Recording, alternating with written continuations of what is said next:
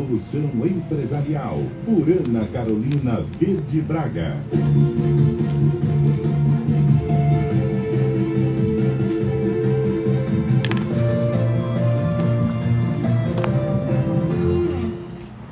E hoje o Evolução Empresarial deixou o estúdio cheio, assim que a gente gosta quando tem convidado, quando o estúdio fica cheio, a conversa rende, é tão gostoso. E hoje, primeiramente, boa tarde, Ana. Boa tarde, Carol, tava com saudade. É verdade. Semana passada foi gravado, né, que era feriado. Na semana retrasada nós estávamos da exposição, verdade. que foi um sucesso, né? Verdade, e agora voltando então. E voltando em grande estilo, né? Voltando em grande estilo com uma convidada super especial, que é a psicóloga Daniela Brandi. Daniela, boa tarde, que prazer ter você aqui conosco, viu? Prazer é meu, Carol, tô muito feliz de estar aqui. Obrigada, Ana.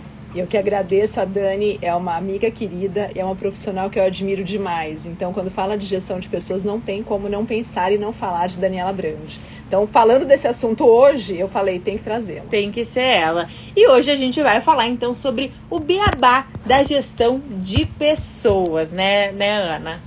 Beabá da gestão de pessoas. Dani, eu queria começar perguntando, a gente sempre fala muito que o grande desafio das empresas são as pessoas. Exato. Então eu queria que você falasse um pouquinho sobre isso primeiro, para a gente iniciar o nosso bate-papo. Ana, minha formação é psicologia, né? Eu estudo e trabalho com psicologia organizacional há 25 anos, mas dentro das empresas, o que a gente tem são gestores que não são formados em psicologia e que não trabalham com gestão de pessoas. Eles trabalham com gestão dos setores deles. E esse é o desafio maior, porque 95% dos gestores de empresas não são da área de gestão de pessoas, mas eles precisam dessas pessoas para ter o resultado que eles têm. Então, o beabá de gestão de pessoas é uma coisa que é muito além de uma questão de você ser da área de RH ou não, mas de você saber ter uma estrutura mínima, de saber como conduzir a sua equipe para atingir o seu resultado. Perfeito, eu acho que é um bom começo.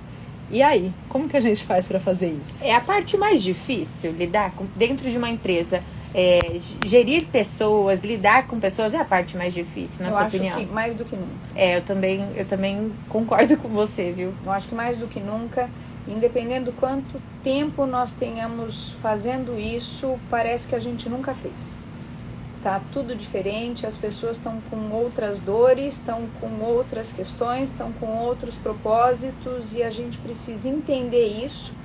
E quando a gente entra numa situação de julgamento, se é bobagem ou não, a gente está perdendo tempo, ao invés da gente ouvir, entender do que aquilo fala e tentar chegar num local que a gente consiga acompanhar a pessoa e trazê-la para o que a gente precisa que ela faça.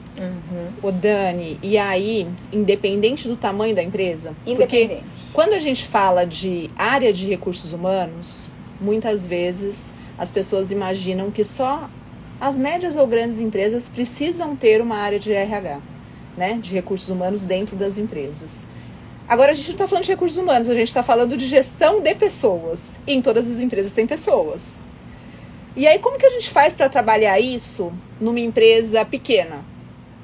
Ô Ana, independente do tamanho da empresa, tendo um departamento interno de RH ou não, quem está no ombro a ombro não é o RH, é o gestor da equipe. Então esse RH, se ele é interno ou não, se existe esse departamento na empresa ou não, esses gestores de equipe, eles precisam estar capacitados no sentido de escuta, no sentido de fala, de acolhimento, e não é para ser assistencialista, mas é para poder ajudar todo mundo a estar na mesma página, porque meta é meta, prazo é prazo, e independente do conflito pessoal que cada um esteja vivendo, porque somos humanos e estamos vivos, a gente tem compromisso para honrar. Sim. Perfeito. Então você traz aqui que a questão de lidar com as pessoas não é uma coisa do RH.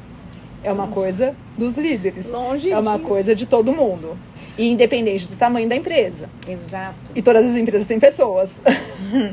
Eu entendo porque acredito que basta a expectativa de você ter mais uma pessoa para você já ter conflito. Você não precisa ter 2 pessoas, você precisa ter expectativa de ter mais uma e você já tem conflito. Conflito é válido? Se você souber tirar proveito do conflito, ele é válido. Se os lados crescerem com isso, isso é válido, mas é válido até a página 2, porque as pessoas esquecem o para que elas estão lá, e aí então eu não vou fazer, eu também não, e a empresa é que paga o pato.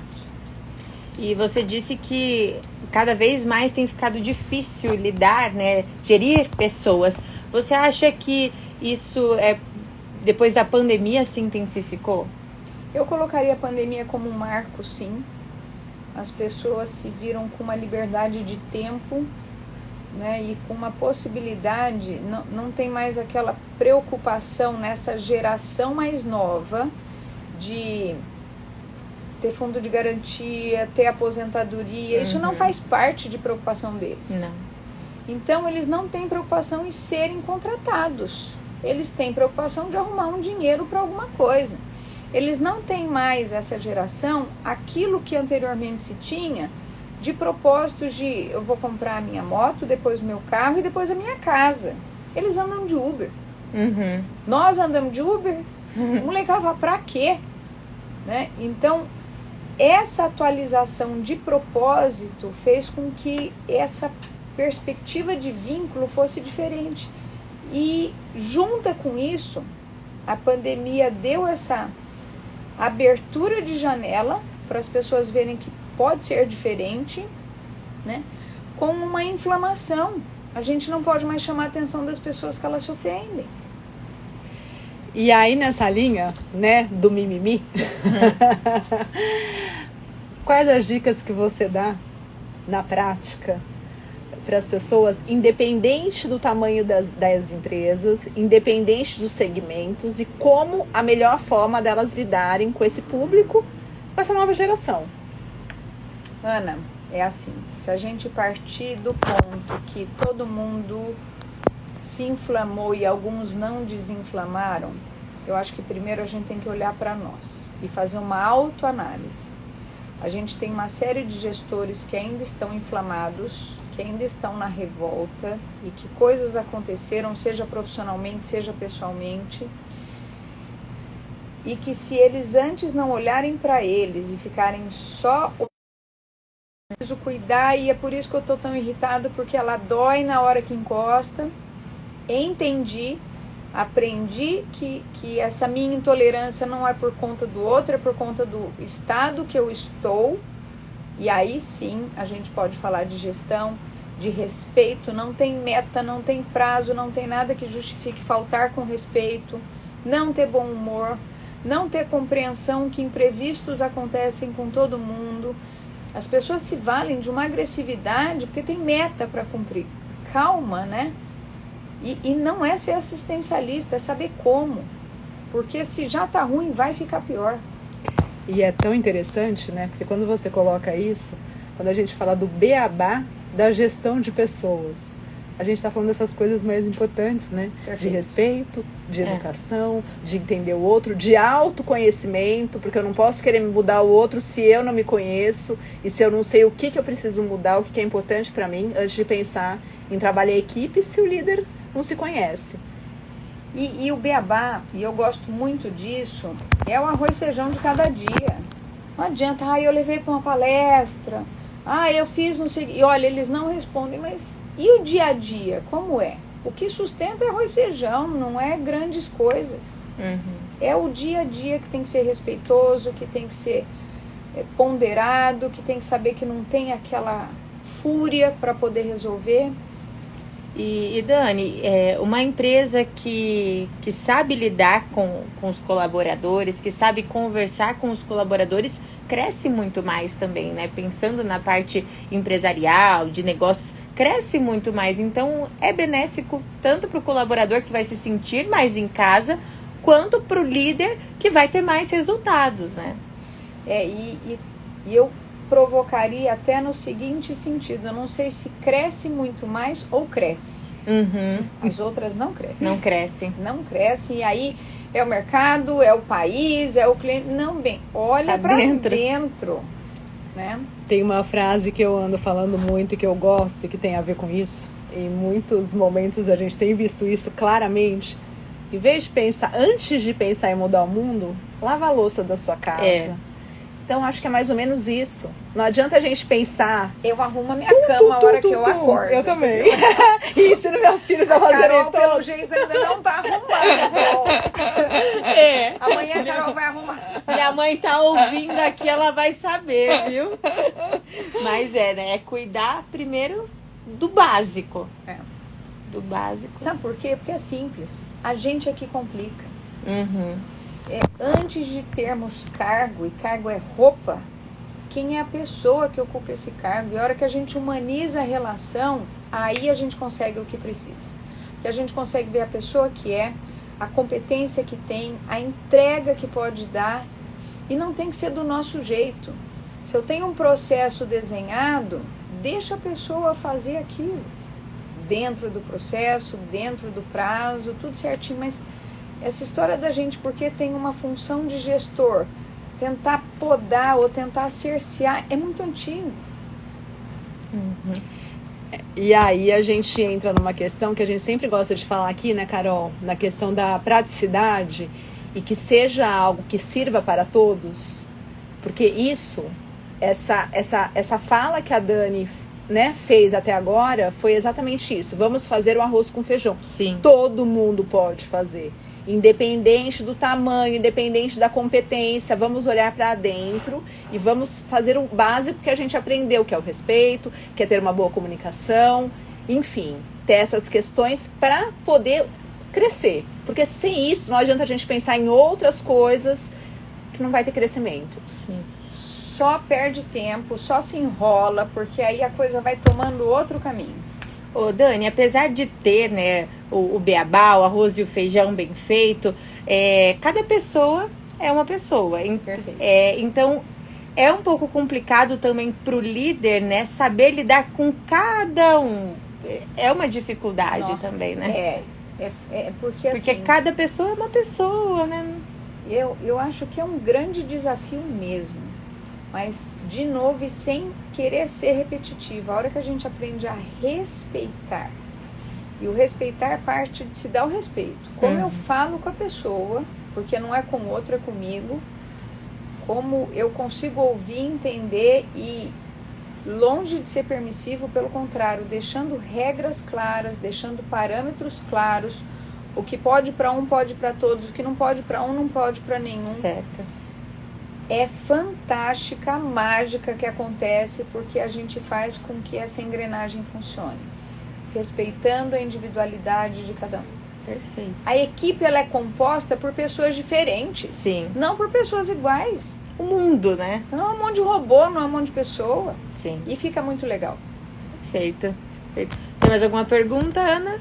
Eu só quero frisar isso, né? Porque muitas vezes as empresas acham que não, só vai ter RH as empresas grandes ou que precisam ter estrutura. Na realidade, a gente está falando de RH, a gente está falando de pessoas. De gestão. De gestão. E todas as empresas precisam ter gestão e todas as empresas têm as pessoas.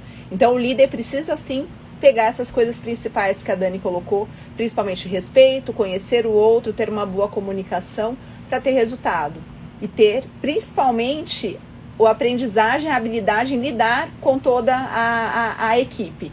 Então não dá mais para falar, gente, que olha, eu sou uma pequena empresa, então por isso que eu não invisto nas pessoas, ou eu sou uma pequena empresa, por isso que eu não tenho uma área de recursos humanos, eu sou uma pequena empresa, por isso que eu não tenho uma consultoria.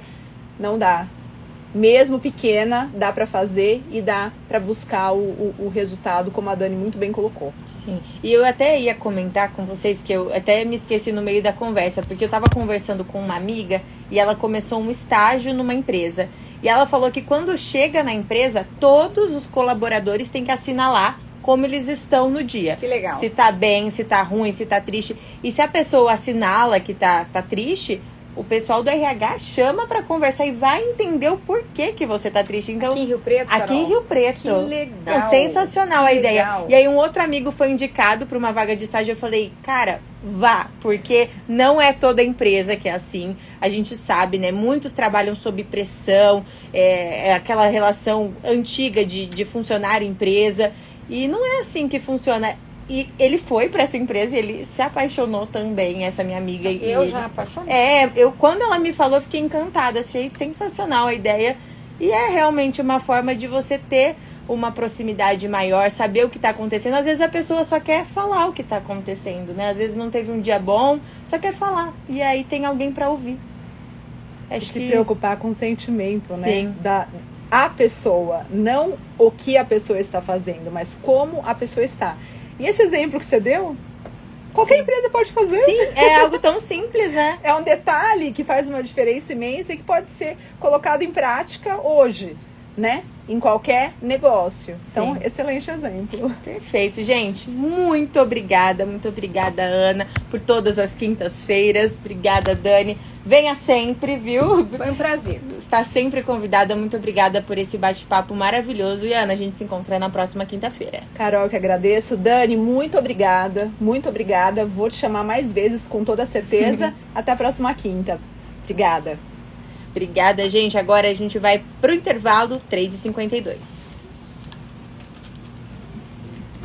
Deixa eu só mutar. Eu nunca Estúdio sei CBN.